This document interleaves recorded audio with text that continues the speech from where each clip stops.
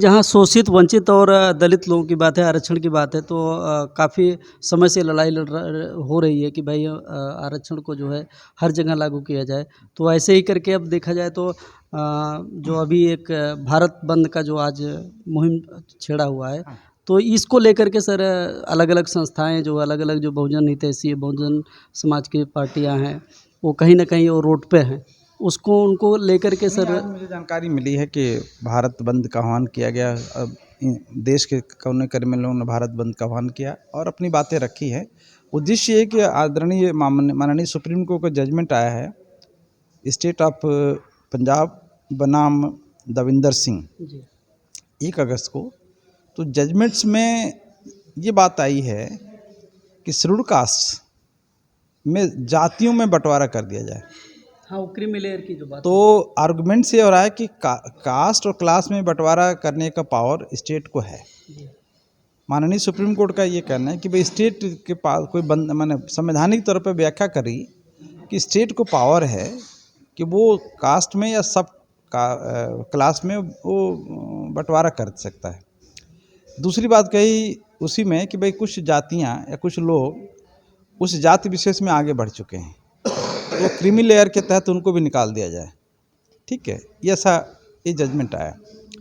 अभी जजमेंट जो है भारत के लिए, खासकर जो बहुजन समाज के लिए, उसके लिए आत्मघाती है, उनके अगेंस्ट में है। वो अगेंस्ट में इसलिए आ जा रहा है कि बताइए एक जाति विशेष को कैसे डिफाइन करेंगे, उसमें सारे लोग आगे बढ़ गए। किसी भी जाति को ले लो, उस जाति के लोग सारे क्या आगे बढ़ चुके हैं। 1% यदि आगे बढ़े हैं, 2% आगे बढ़े हैं, तो 99% तो वही है ना। तो 99% को आप इग्नोर कर दो, 2% को कि भाई तो बहुत आगे बढ़ गए, तो इनको हटा दो। तो ये जो अच्छा पहली चीज़। दूसरी बात कि एक तरफ जो है राज्यों में जातिवार जो है जातीय जनगणना नहीं हो रही है, और दूसरी तरफ आप कहते हो कि जो आप कास्ट में जो है सब डिवीजन कर दो, क्योंकि कुछ जातियाँ ऐसी हैं जो लिस्ट रिप्रेजेंटेड हैं। तो डिसाइड कैसे करोगे?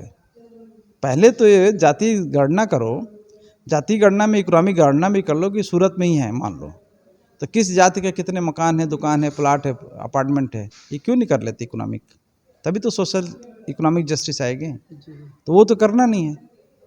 तो जब बेसिक पॉइंट है देश के लिए, बेसिक जो समस्या है उस पर ध्यान नहीं है, तो ध्यान डाइवर्ट करने का भी एक तरीका है। क्योंकि जो है जातियों में विभाजन नहीं हो पाएगा, क्योंकि किसी भी जाति को ले लीजिए, उसमें 20, 25, 26 जो है उन जातियों में सब जातियाँ हैं, और उसमें एक स्टेट में कुछ जातियाँ आगे हैं, दूसरे में है ही नहीं। तो आप कैसे क्रिमिनल लेयर स्टार्ट करोगे? वो जस्ट नेक्स्ट टू इम्पॉसिबल।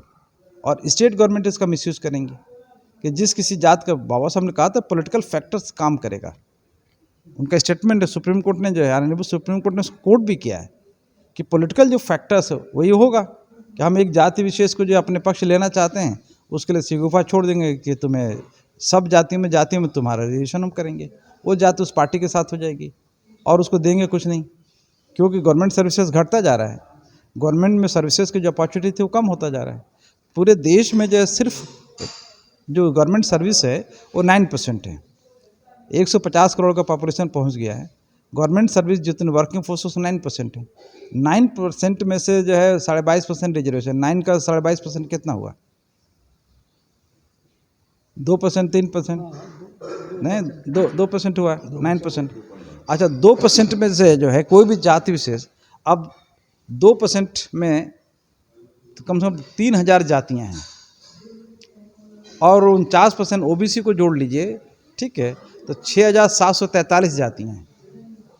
6743 जातियों का विभाजन करिए 49% में, तो एक जाति को कितना मिलेगा?